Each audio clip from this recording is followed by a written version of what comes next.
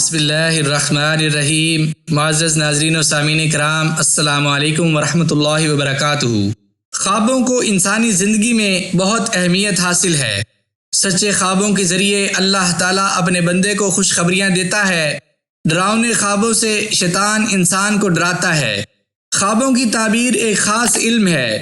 رسول اللہ صلی اللہ علیہ وآلہ وسلم اپنے صحابہ کے خواب سنا کرتے تھے اور انہیں ان کے خوابوں کی تعبیر بھی بتاتے تھے۔ خوابوں کو بیان کرنے اور ان کی تعبیر معلوم کرنے کے بارے میں قرآن و حدیث میں ہدایات موجود ہیں۔ قرآن پاک میں متعدد نبیوں اور غیر نبیوں کے خوابوں کو بیان کیا گیا ہے۔ رسول اللہ صلی اللہ علیہ وآلہ وسلم نے فرمایا، سچے خواب نبوت کا 46واں حصہ ہے۔ صحیح بخاری۔ سچے خواب کن لوگوں کو آتے ہیں؟ خواب 3 طرح کے ہوتے ہیں۔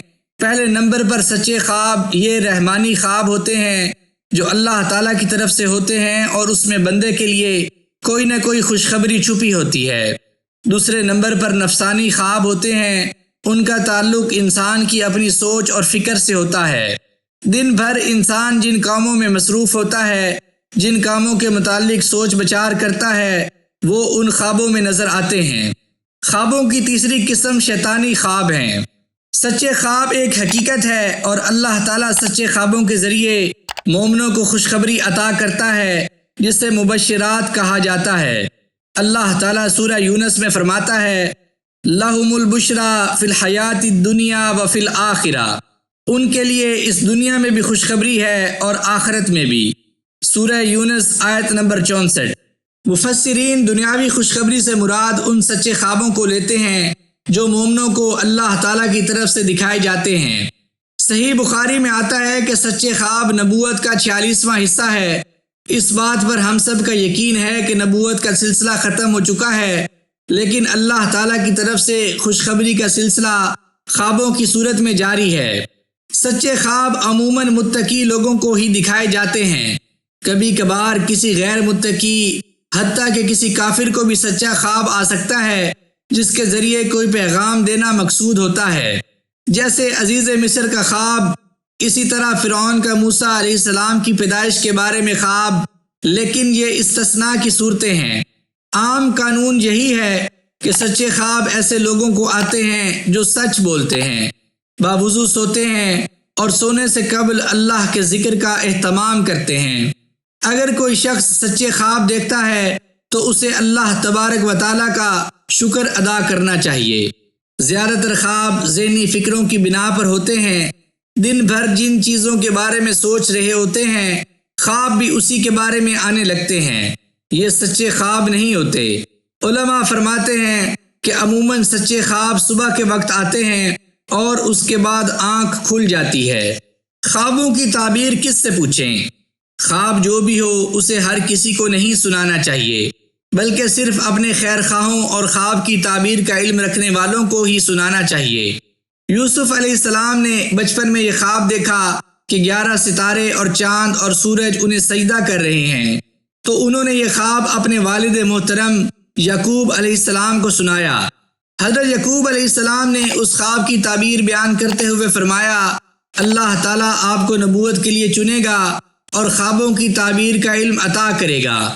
یہ تعبیر بتانے کے بعد انہوں نے یوسف علیہ السلام کو یہ نصیحت کی کہ وہ یہ خواب اپنے بھائیوں کو نہ بتائیں، اس لیے کہ ان کے سوتیلے بھائی یوسف علیہ السلام کے لیے کچھ اچھے عزائم نہیں رکھتے تھے۔ ایک حدیث میں فرمایا گیا ہے کہ خواب اپنی تعبیر کے ساتھ وقوع پذیر ہوتا ہے۔ خواب کی مثال ایسے ہے جیسے پرندے کے پنجے میں کوئی چیز لٹکی ہو، جیسے ہی کوئی تعبیر بتاتا ہے وہ پنجے سے نکل جاتی ہے یا وقوع پذیر ہو جاتی ہے۔ سورہ یوسف میں آتا ہے، جب حضرت یوسف علیہ السلام کو ایک سازش کے تحت قید میں ڈال دیا گیا تھا تو ان کے ساتھ قید خانے میں 2 نوجوان تھے جنہوں نے خواب دیکھے اور انہوں نے حضرت یوسف علیہ السلام سے کہا، آپ سچے آدمی لگتے ہیں، ہمیں اس کی تعبیر بتائیں۔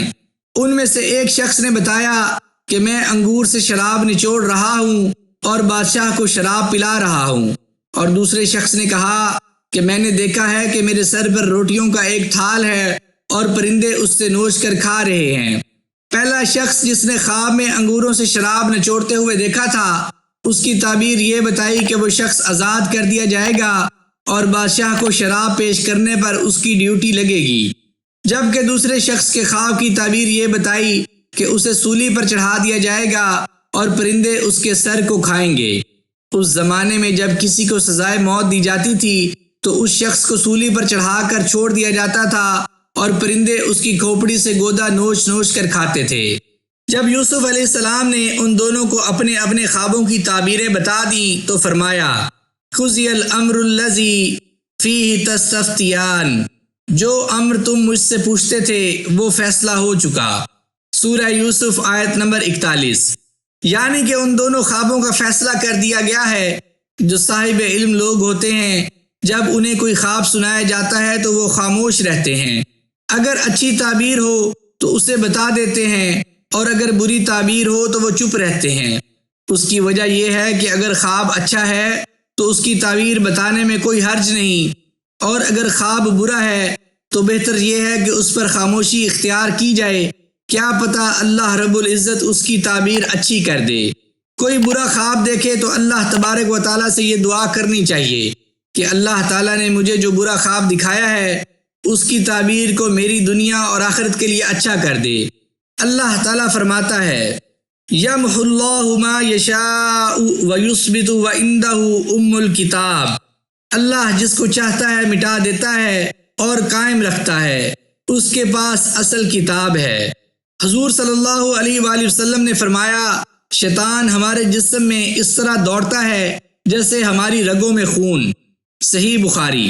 جب ہم اللہ کے ذکر سے غافل ہوتے ہیں تو شیطان ہمارے دلوں میں وسوسے ڈالنے شروع کر دیتے ہیں، اور جب ہم اللہ کے ذکر میں لگ جاتے ہیں تو شیطان ہم سے دور ہٹ جاتا ہے۔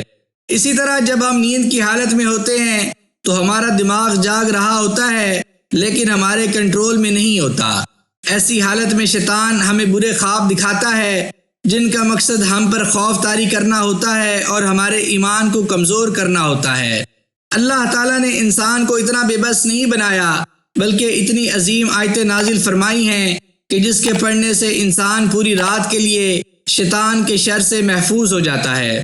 قرآن پاک کی عظیم ترین آیت آیت الکرسی ہے، جسے سونے سے پہلے پڑھ لینے سے اللہ رب العزت تمام رات آپ کی حفاظت کے لیے ایک فرشتہ مامور کر دیتے ہیں جو آپ کو ہر قسم کے شیطانی حملے سے محفوظ رکھتا ہے۔ صحیح بخاری۔ اس کے علاوہ قرآن کریم کی 2 ایسی عظیم آیات ہیں جس کے بارے میں کہا جاتا ہے کہ اگر کوئی بھی شخص رات کو ان دونوں آیات کو پڑھ لے تو وہ اس کے لیے کافی ہو جاتی ہیں۔ یہ آیات سورہ بقرہ کی آخری 2 آیات ہیں، آمن الرسول سے لے کر تا آخر۔ اللہ تعالیٰ کے نبی کا فرمان ہے کہ سورہ بقرہ کی آخری 2 آیات اللہ تعالیٰ نے اپنے عرش کے خزانے سے مجھے عطا کی ہیں۔ بعض مفسرین کا کہنا ہے کہ اگر کسی انسان نے یہ 2 آیات پڑھ لی اور نیند میں اگر اس کی موت ہو جاتی ہے تو یہ دونوں آیتیں اس کے لیے مغفرت کا ذریعہ بن جاتی ہیں۔ ڈراؤنے خوابوں کی حقیقت۔ یہ ایک حقیقت ہے کہ شیطان ہماری نیند میں مداخلت کر کے ہمیں ڈراؤنے خواب دکھاتا ہے، جس کی وجہ سے ہم پر خوف کی کیفیت طاری ہو جاتی ہے۔